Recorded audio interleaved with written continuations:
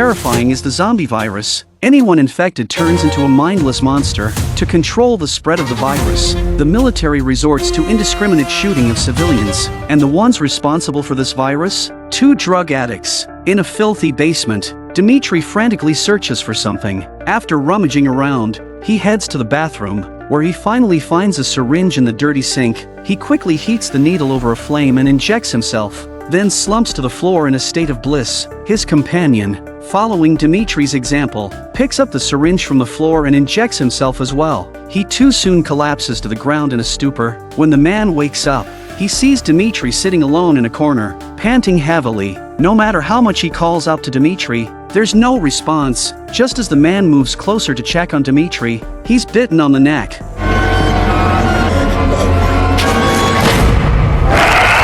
Panicking, he runs out, unaware that he has already been infected with the deadly zombie virus. Adam, a doctor, is shopping in a supermarket when he suddenly hears commotion outside. He steps out to find people fleeing in terror. At that moment, a blood-soaked man bursts out of an ambulance and immediately attacks a passerby, tearing into them with his teeth. A gunshot rings out as a police officer fires to maintain order, but in the next moment, another zombie pounces on the officer. Stunned by the chaos unfolding before him, Adam is snapped back to reality only when a nearby explosion shakes the ground. With more and more people getting infected, Adam quickly starts his car and drives away. On the road, he tries to contact his family, but his phone can't get any signal. Halfway home, Adam encounters Johnny, who is desperately looking for Adam to help his wife, Anna. As a doctor, Adam doesn't hesitate and takes them to his home. After a quick examination, Adam notices bite marks on Anna's arm, and her body begins to convulse. With no other options,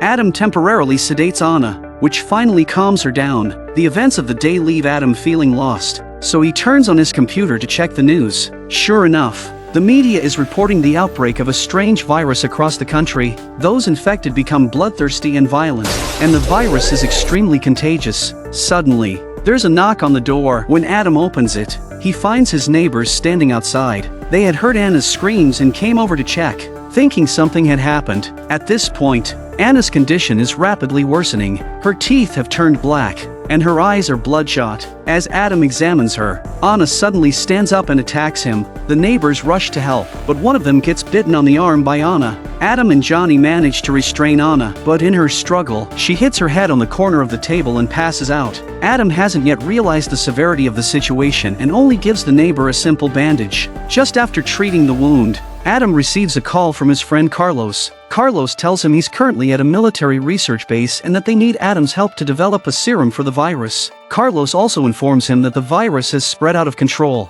and the military has issued orders to shoot anyone who has had contact with the infected. Adam agrees to go to the base, as it's heavily protected by the military and thus much safer. When the others learn that Adam is heading to the base, they decide to go with him, so the group sets off together. However, not long after they start driving, they encounter soldiers blocking the road. The soldiers fire warning shots to stop the car, then order the group to get out for inspection, but the gunfire immediately attracts nearby zombies. This is when Johnny's wife also completely mutates. The soldiers immediately opened fire upon seeing her, but more zombies surged out of the dark forest.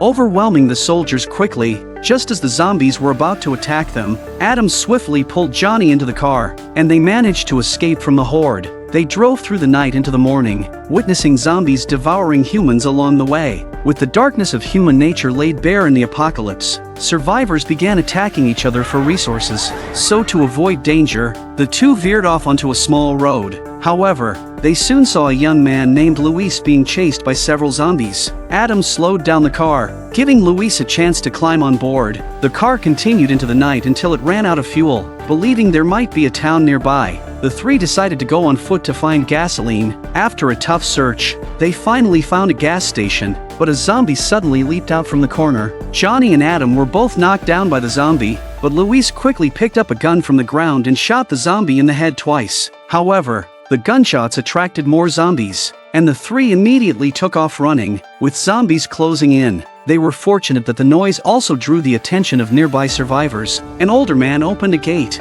allowing them to take refuge inside. A person on the roof then threw a piece of metal far away, creating noise that successfully lured the zombies elsewhere. Inside the house, a family of 3 was hiding. Finally, after fleeing for so long, Adam was able to relax and fell into a deep sleep. But when Adam woke up the next day, he discovered that Johnny and Luis were missing. Adam cautiously stepped outside the room, only to be blocked by a zombie in the hallway. Seeing the zombie in front of him, Adam tried to retreat, but the noise alerted the zombie.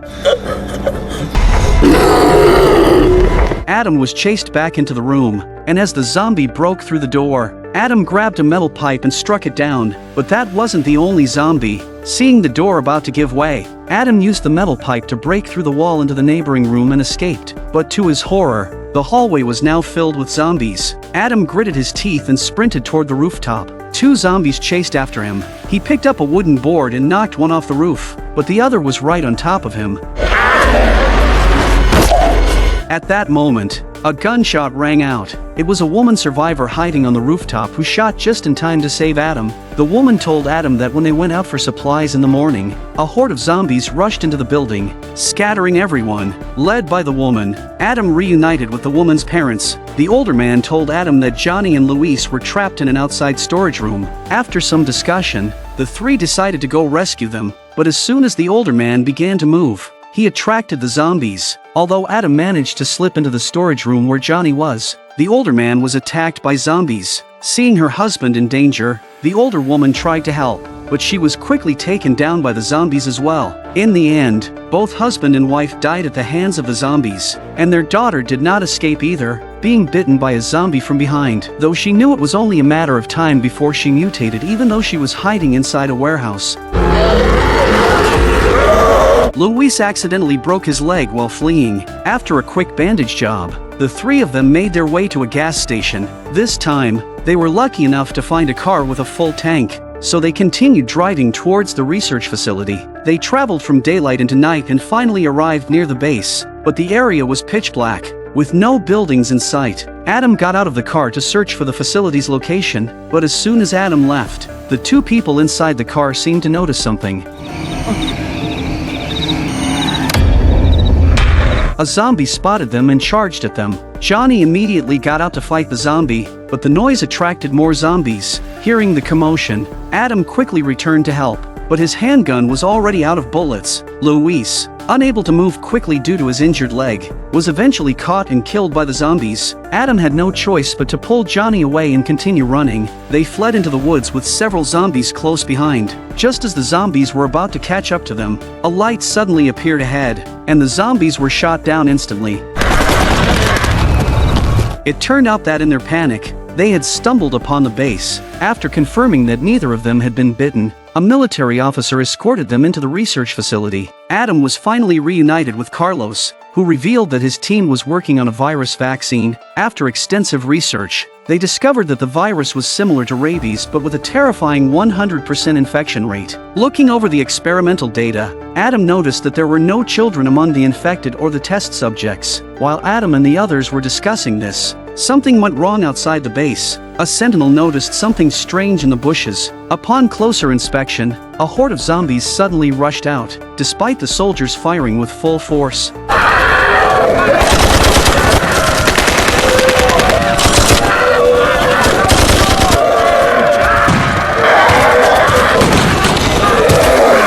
The sheer number of zombies overwhelmed them, attacking the base from all sides. The defensive line was quickly breached, and with no other options, the commander ordered the researchers to evacuate. Eventually, only Adam and the others in the entire base escaped. One of the soldiers lifted his shirt to reveal deep teeth marks, so as not to hurt the others. The soldier unloaded his gear and ran alone behind him. Following the commander's orders, the group planned to head to another research facility, but Adam refused to join them. He asked Johnny to escort Carlos and the others to the facility, while he set off alone to rescue his son. Adam walked alone for half a day until he finally encountered a car on the road. He approached, hoping to hitch a ride, but the man inside the car took a liking to Adam's handgun. The man pulled out a shotgun, intending to kill Adam, but Adam was quicker and shot him first. The woman nearby tried to fight back as well. After dealing with the 2 of them, Adam heard a noise from inside the car. After opening the door, he found that there were 2 survivors imprisoned in the back.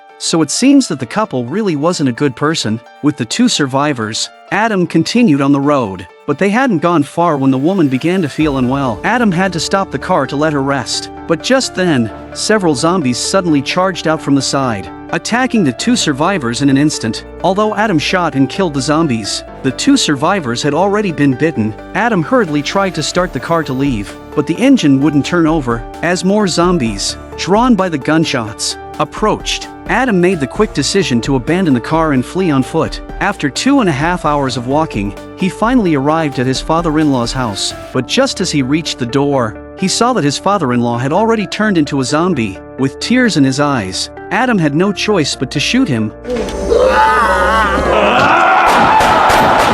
Inside the house, he found his mother-in-law's cold, lifeless body. By now, Adam had accepted the possibility that his son might have also met a tragic end. Mustering his courage, he kicked open his son's bedroom door. To his surprise, his son was still alive, albeit with a bite mark on his arm, but he was still conscious. Could it be that children really had antibodies? Adam didn't have time to ponder this. He quickly took his son and rushed to the car, planning to head to the research facility. Just as Adam was driving down the road, he suddenly saw a person asking for help on the road. Adam wanted to help her but unexpectedly fell into the trap of the other party. This is a group of thugs who specialize in roadblocks and robberies. Adam is shot in the stomach and falls to the ground, watching his son being taken away by them, and then passes out, unconscious. When Adam woke up again, he found Johnny sitting by his bedside. It turned out that Johnny, worried about him, had come looking for him after safely escorting Carlos and the others back to the base the previous night. The woman beside them shared some good news with Adam.